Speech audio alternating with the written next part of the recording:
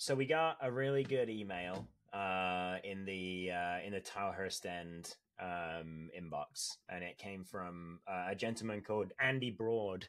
Now I think he lives out in Sweden, actually, in Stockholm, which is really. He's an exile, Ross, just like you. He's an exile Reading. He's an exile, exactly. There's literally dozens of us. Millions, all right? There's millions literally of you. Dozens. Well, maybe not millions. Millions of Reading fans. Yeah. So anyway, he's basically getting in touch about the Iconic 11 series. By the time this comes out, I believe we'll be 2 episodes deep into that. We've got more coming. But yeah, be ready for those. But lots of people kind of putting together teams of their own. And I think Andy sort of started putting this one together, and then he just had more to say than he realized he did when he got started, which again is the whole point of this. A bit like our pod as well. What did we say? We'd chip into exactly. like 20 minutes and we're well over that now. So right, exactly. Waffle. Yeah. So whatever, that's fine. But he's gone for a 4-2-4, which is an interesting formation. He says this isn't him claiming these are the best memories, just the ones that pop into his head now and again. So I'll go through the list for you, and then we can. Going to say we can kind of talk about his. We'll soon see about that, Andy. Let me tell you, 4 up front, you greedy little so and so. They're an interesting 4 as well. So let's go. Let's start from the back. He's got Ali Al Habsi, which is obviously something that we had, previously. Yeah. Can't knock it on the left back. Can't knock it. Can't knock it. Good goalkeeper. At left back, he's got Ian Hart. I think we've had him as well on the series so far, but yeah, he says just love it when any team has a defensive player on set pieces, which it's classic. It's Roberto Carlos. It's very. It's Matty Carson-esque. That's what it is. It's Matty Carson-esque. There you go. So, so Paul McShane and Alex Pearce in the middle. So Alex Pearce we've had, but Paul McShane. Can I tell you a funny story about Paul McShane? So when he first signed, it would have been around about 2 or 3 months afterwards he'd signed. I was sat in the Dolan, obviously, as I always am, and behind me, this group of men. They were men. Don't know why I'm surprised at that. Yeah, they weren't teenagers at the top of a stand. Effectively, they come from Ireland, right? And they come to Reading to watch Paul McShane play.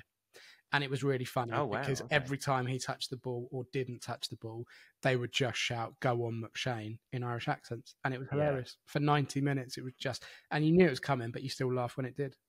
That's my only story I've got about Paul McShane. So...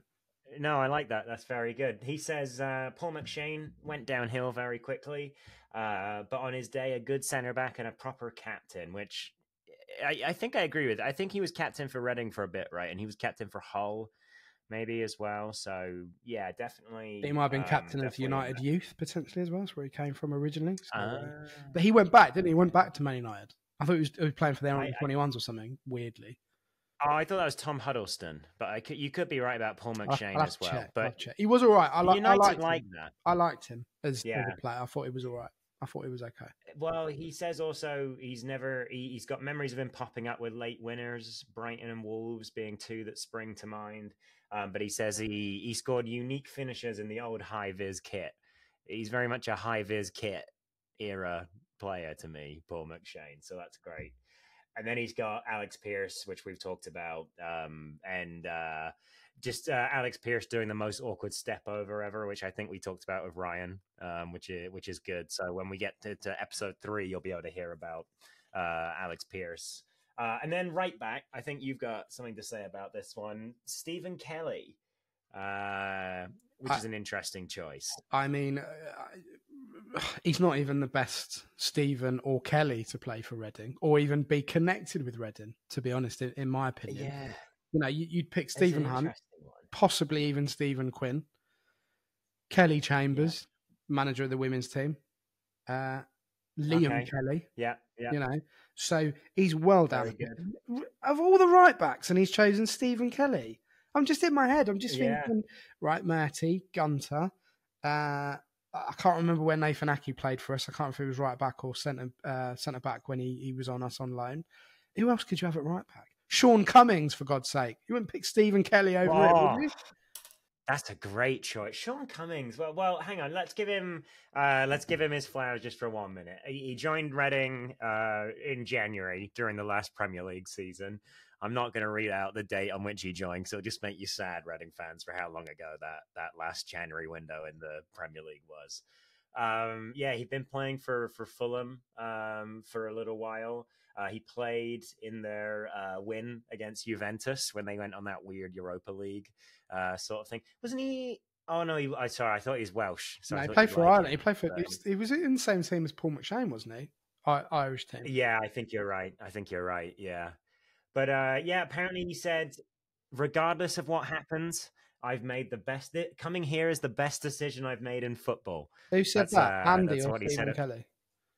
Stephen Kelly. That's what he said about Reading. I just don't think he meant that, did he? I don't have anything against Stephen Kelly. I just don't. He's one of those players that I just go, well, I don't remember him. I mean, of all the right backs that could have been up in or could have been chosen, I just don't think Stephen Kelly's there. It's an intro. Well, that's what this series is about, isn't it? It's finding the weird ones. Yeah, but there's limits, Ross, though, isn't there? There's Well, like... if we ever succeed in getting Sim on, then we'll explore those limits. Yeah, I mean his team is a banter fest, and it's shocking. It's absolutely. I mean, it's different. Put it that way. Yeah. But whatever. Different. All right, Andy. We'll give you the 4, but I don't know about Stephen Kelly. Big fat question mark. All right. And no offense to Stephen Kelly if he is listening. Sorry, Stephen Kelly. Don't know why I keep saying Stephen Kelly. Carry on.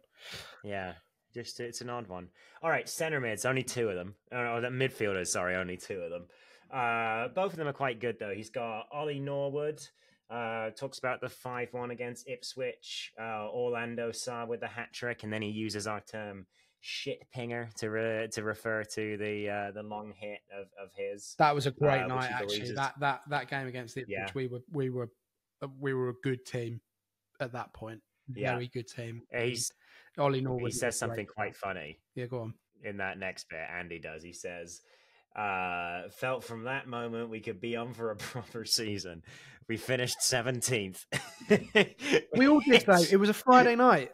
Again, it's not about me. I've got a story about that. I'll tell you another time at Switch at home. But it was Friday night. We were really, really good. Orlando Sarr it was like, where's this player come from? Like, he was really good. Who else was in that team? Was Nick Blackman in that team? Yeah, he might have been. Yeah, I feel like Norwood definitely crossed over with him, like right after they came down into the championship again. Joe, I think if you asked a lot of Reading fans, they would pick Ollie Norwood.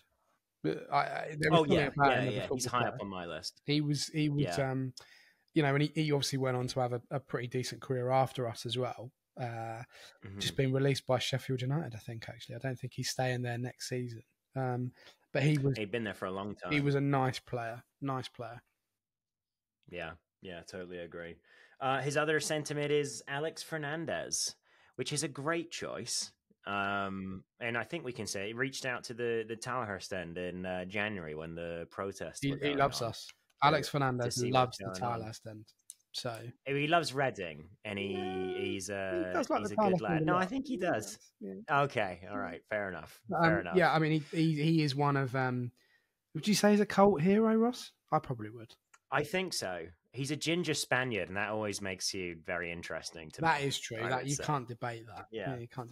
I mean, he does always tend to pop up every now and again with Reading themed stuff, and I think he was always pretty good with conversing with Reading fans online as well. But I never met him. I can't honestly remember seeing him play that much either. But he does stick in the memory for a lot of Reading fans for whatever reason. So. Yeah, he does. Yeah, I mean they're going to be they'll be putting a lot of work in that team if it's just those two in the engine room. They're going to be getting through. Yeah. Well, do you want to hear who'll be doing bugger all work up top in the top 4 then? Yeah, go on then. What we've got is a left wing and right wing. He's gotten put them wherever you want, really. I would say he's got Ola Jean on one side and he's got Callum Harriott on the other. Which will less said about that, the better. And then we've got Puskas and Oliveira. Now Oliveira got close to my team as well because I just think it's funny. I just like the mask. I think the mask is really cool. It's a great memory. That's one of the worst injuries I've ever Puskas, seen on a football pitch. That. Oh yeah, for 100%. Yeah. No, that was awful. So that's Ola John, Callum Harriott, George Puskas, and Nelson Oliveira. Ola John, he says the goal in the old African Violet against Huddersfield is enough of its own. But he worked with a Palace fan who was in the away fan, and he doesn't remember the game, but it was when the Ola John and Lucas Piazon song was all the rage, which that was a good song. Yeah, it was. That was pretty funny. Who was, in your opinion, who was better? Ola John. Like who had more potential, Ola John or Lucas Piazon? Can I consult FIFA and look at their projected whatever? Piazon, right? He stuck around long. Did Piazon come from Chelsea? Yeah, and then I think he ended up at Fulham, didn't he? Yeah, I feel like he was in that era of Chelsea where everyone and their mum got sent to Antwerp basically to develop or whatever. So yeah, it was just very, very odd. I like the idea of them going hand in hand with their mum to Antwerp. I think that's really funny. Wow, it's a lovely place. It's a good place to take your family members on holiday. George Puskas. So he brings up the moment that I expect most of us remember with George Puskas, which is of course the goal against Cardiff, where as Andy says, he takes the ball from his own half to the edge of the box, beats his man, and rifles. Put a pin in that, rifles his shot in the far side of the goal. I was so excited for the player we had landed. It really felt like we'd landed an absolute superstar. I remember having my moment like that with George Puskas when he scored the hat-trick against Wigan. And I thought, oh, maybe we've got something here. It didn't work out. The rifleman didn't eventually work out for Reading, unfortunately. But yeah, good celebration. Interesting. Well, I think he was the right player, wrong time. Honestly, I think there was a lot about him. You don't. I know people will go. You look at Inter Milan in terms of players, but you don't end up at a club like that if you haven't got something about you. You haven't got potential. Yeah. I mean, it was quite an incredible signing when he turned up. I would, out of those two, I would be picking Puskas over Oliveira for sure. Yeah. Oh, really? Okay. Interesting. I thought Oliveira was actually the higher quality player. So but this is a good team in that. I mean, it's a lot of very switchable players. There are, and they're going to be very fluid. Put it that way. Right. Exactly. Two in that midfield officially, then they're going to have to be very, very fluid. But yeah, look, this is what it's about. This is why we did it. We knew we had a lot. To be blunt, we had a lot of time to kill, and we had a lot of people that were willing to kind of chip in with their 11s, and that's why we did it. And Andy, we can sit here and take the mick all we want, but really, really appreciate you getting in touch. And you got some good players there. I would agree with some of those for sure. And it's just nice, isn't it? It's just interesting. I was talking to someone last night, and they said they'd listened to I think it was my one. I can't remember. They said they'd listened to one of them anyway. And just said that it just brought up some memories, and that's what it is, right? We can sit here and we can debate for hours and hours the best Reading team in inverted commas, but as Ross said when he kicked off the series, this was about picking players that were kind of close to your heart, players that you really wanted to watch, players that evoked a lot of positive memories, and that's what we're doing. We could be really negative and go choose your worst ever Reading 11, but we're not going to do that. Yeah. Because we've had enough negativity this season. So yeah, that's actually fair. I think amusing 11 is something I'm going to do at some point, right? So Lucas João because of the Santa outfit, and Royston Drenthe just because of his infamy, and Raphael because of the whiteboard incident. Things like this. The infamous 11, I think, is worth a go.